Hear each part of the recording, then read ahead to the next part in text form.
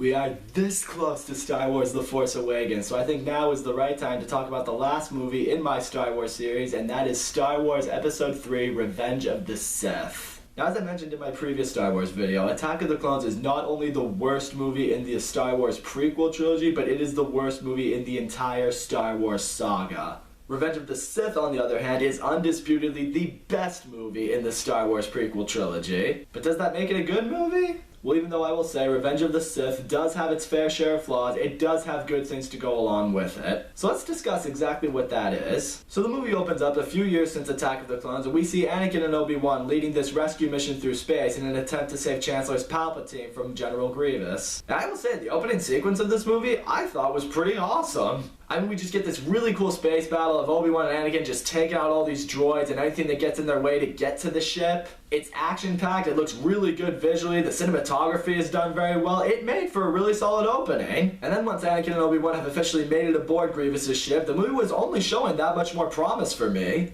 Because here we actually see that Anakin and Obi-Wan are actually showing signs of a friendship between each other. I mean, you can tell they work really well together, they joke around with each other a lot, and you can just tell they really are at a point where they just get each other now. So already, I was really liking how this movie had already opened up. I mean, it was already showing so much more promise than the other two movies in the prequel trilogy. So eventually, they are able to rescue Palpatine, but not before they are confronted by Count Dooku once again. And the fight between them in this one is a lot better than the fight between them in the previous movie, because this time, Anakin and Obi-Wan actually know they have to work together in order to beat Dooku. The fight ends with Obi-Wan getting knocked out, but Anakin finishing the job and killing Count Dooku and freeing Palpatine. However, before the three of them can escape, they are all captured by General Grievous. Now, I really should touch on Grievous for a second. He's meant to be one of the bigger villains in this movie. I mean, he's the leader of the droid army, he's the cyborg-looking thing, and he's always coughing. Like, seriously, does anyone know why that was the case? I mean, was he really old? Does he have a bad case of mucus? Is he choking on something? Why is he always coughing?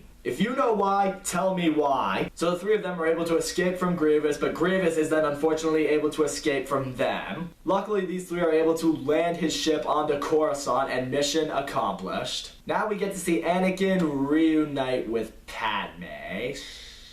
Now, as I mentioned a while back, one of the reasons that made Attack of the Clones as bad as it was the love story between Anakin and Padme. So how is it in this movie? It's still pretty bad. I mean, really, it feels like George Lucas is just continuing to use the shitty dialogue he used in Attack of the Clones, and neither Hayden Christensen or Natalie Portman are good enough at acting at this point to really deliver these lines to make anything seem believable. I mean, we're still getting lines in this movie like, "It feels like we've been apart for a lifetime. I just want us to go back to Naboo, where there was nothing but our love." I'm sorry, but just like the last movie, lines like that still got me like...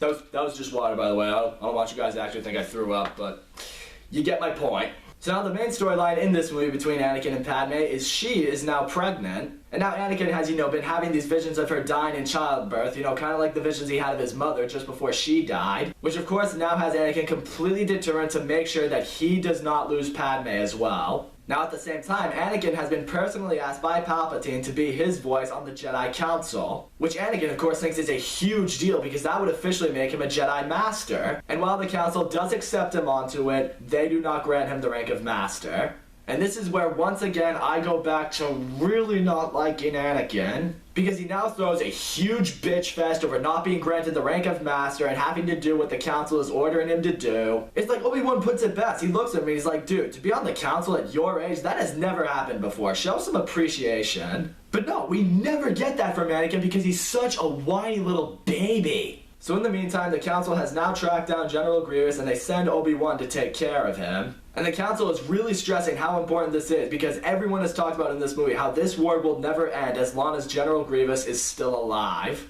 And that's another thing I really didn't like about this movie.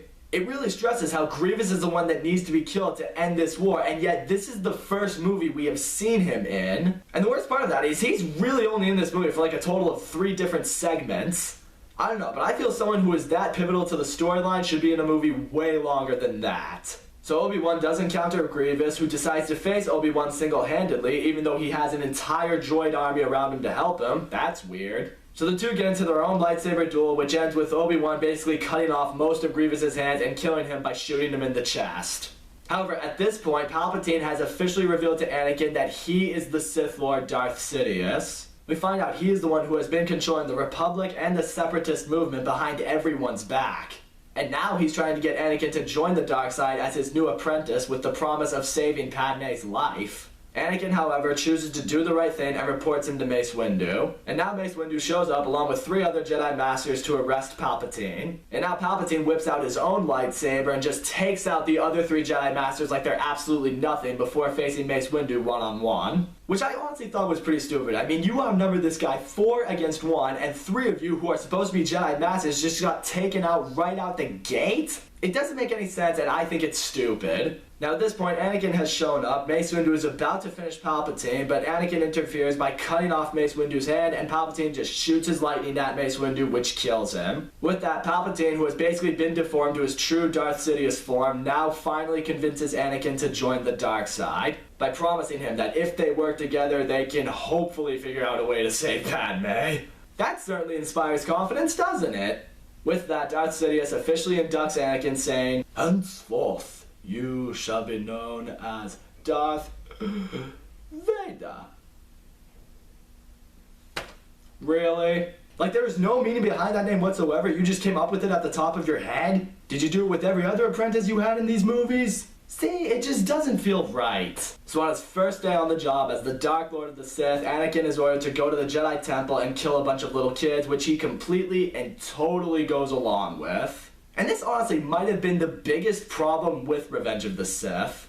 Literally 5 minutes ago, Anakin turned Darth Sidious over to the Jedi Council because that was the right thing and the Jedi thing to do. And now he's an evil Sith Lord just slaughtering a bunch of little kids. He just went from being a good person to really bad, like it's nothing.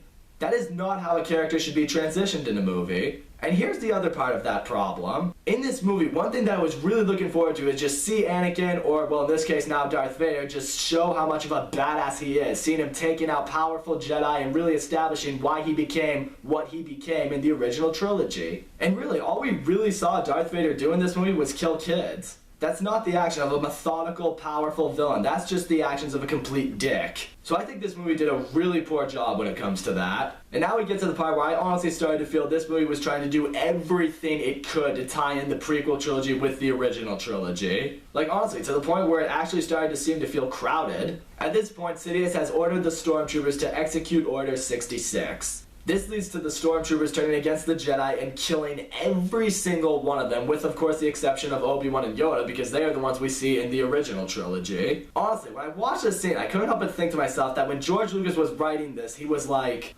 "Oh shit, I forgot to explain why the Jedi were wiped out in the original trilogy. I know, I'll make an order that leads to the troopers killing every Jedi but Obi-Wan and Yoda. Yeah, the fans are gonna love that. Just like I knew how they would love Greedo shooting first instead of Han. No, George, we do not love any of that." I mean, when he makes it that the Jedi were all executed that way, I find it really hard to believe that Obi-Wan and Yoda were the only survivors. Especially when one of these younglings almost escaped by taking out like 4 stormtroopers before he was eventually shot down and killed. That's right, folks, a fucking youngling almost escaped the Jedi Purge, but no Masters. Does that make sense? It shouldn't. So now at this point, Yoda and Obi-Wan have officially discovered that Anakin has indeed turned to the dark side, and now in a last-ditch effort, they each set out to destroy the Sith. And this was one area I really liked seeing in this movie, because Obi-Wan is now faced with the task of killing the Jedi that he had trained since he was a little boy and has eventually grown up to become like a brother to him. He tries to tell Padme what has happened with Anakin, but she of course does not believe him. This leads to her going to Mustafar to see Anakin, with Obi-Wan stowing away aboard her ship. And now here, she really does see that Anakin has in fact been turned, that his motives are different, and he's just not the same person he once was. But again, the way she reacts to it is so over the top, to the point where she delivers the line, "Anakin, you're breaking my heart." Like I said, it's moments like this that still have me feeling... So once Anakin sees Obi-Wan, Anakin force chokes Padme into unconsciousness, and he and Obi-Wan get into an all-out lightsaber brawl. while Yoda does the same thing against Darth Sidious, who has recently taken the Republic and turned it into a galactic empire, naming himself as the Emperor. Now these two lightsaber duels, I gotta be honest, they are awesome. Are they choreographed as hell? Yes they are, but they are intense, they are action-packed, they're so cool to see, and they are hands down the best lightsaber duels we get in the entire prequel trilogy. However, during Obi-Wan and Anakin's fight, we get something that I feel just doesn't make any sense. I mean, Obi-Wan tries to tell Anakin that, you know, Chancellor Palpatine is evil, and Anakin replies by saying, well, from my point of view, the Jedi are evil. But why? Because they didn't make you a Jedi Master? Because they asked you to spy on a corrupt politician? Because they went to kill Palpatine after you told them that he was a Sith Lord? This movie just makes it out like Anakin joined the dark side because he knew if he did this, he could get whatever he wants, because he is a spoiled brat. So Obi-Wan and Anakin's fight, with Obi-Wan knocking Anakin towards the lava, you know, he's now burning and dying, and during this, Obi-Wan looks at him and he says, "You were my brother, Anakin.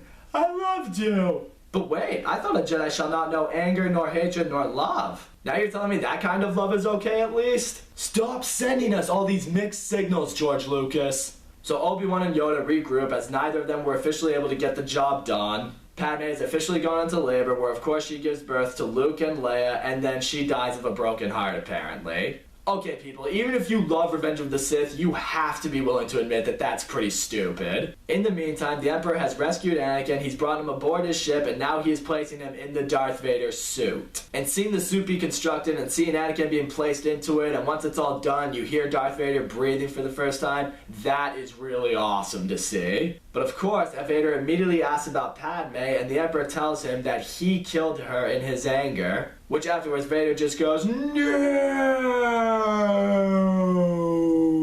I'm sorry, but the way he screams no, I can't help but laugh every time I hear it. It just doesn't sound convincing, it feels completely forced, and I don't even think it's necessary. So now Yoda and Obi-Wan both agree that Luke and Leia need to be separated so that Vader doesn't find out either of them. Leia is adopted by Senator Organa, while Obi-Wan brings Luke to Tatooine to be raised by his aunt and uncle, while Obi-Wan watches from a distance. And in the meantime of all this, the Empire has now officially begun construction of the first Death Star. So all in all, I will say Star Wars Episode 3 Revenge of the Sith is a decent movie. The visuals in this movie are great, the action sequences in it are awesome, seeing the characters actually have chemistry between each other I think is great for it. But the acting is still not good, the writing is still pretty bad, the romance between Anakin and Padme is still unbelievable, and it's still getting shoved in our face. The execution of the story feels very crammed and very sloppy at times. And the way Anakin officially turned to the dark side I think could have been done much better. I think this movie can be compared in a lot of ways to The Amazing Spider-Man 2. Both movies have moments where everything is awesome, amazing, and you feel the movie is doing the job so well. But then they have moments that are just stupid, unnecessary, and you feel like they're just trying to put way too much into one movie. But similar to The Amazing Spider-Man 2, I think Revenge of the Sith is an enjoyable movie. It's certainly not as good as any of the movies in the original Star Wars trilogy. It's nothing I will ever buy on Blu-ray or ever go out of my way to see again. But if I had a friend who did love Revenge of the Sith and they really wanted to watch it, I wouldn't fight them on it and I would watch it with them. Damn sure wouldn't watch episode 1 or 2 though. I mean, holy shit. And there you have it. I've officially done a movie spoiler for the entire Star Wars saga.